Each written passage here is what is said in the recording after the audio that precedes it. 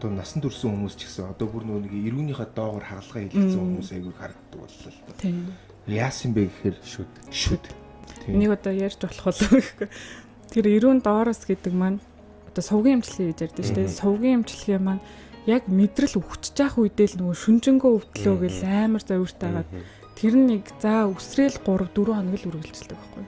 Тэгээд нөгөө мэдрэл маань өгчээ дуусчихлаар ямар ч мэдрэл байхгүй учраас өвдгөө болчдөг. Тэнгүүд нь хүмүүс өө зүгээр болчлаа гэх.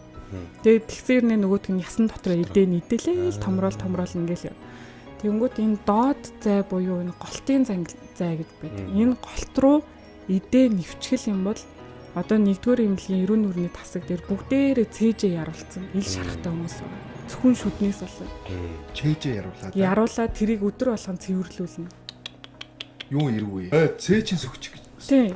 Тэгж идээгийн цэвэрлж тэр хүнийг гол нь тэрнээс болж амь насаа алдах тохиолдлууд маш их байна. Одоо идээ доошоо дээшээ явснаас болоод хүүхэд насан туршийн гоо сайхны алдагталтай болж байгаа. Тэр нь ирүүнийхээ яснаас тайруулдаг, хоншоорынхоо яснаас тайруулдаг. Зүгээр шүд цоорл за цоорт юм чин гэдээ орхиж өртөөс эзэж болохгүй.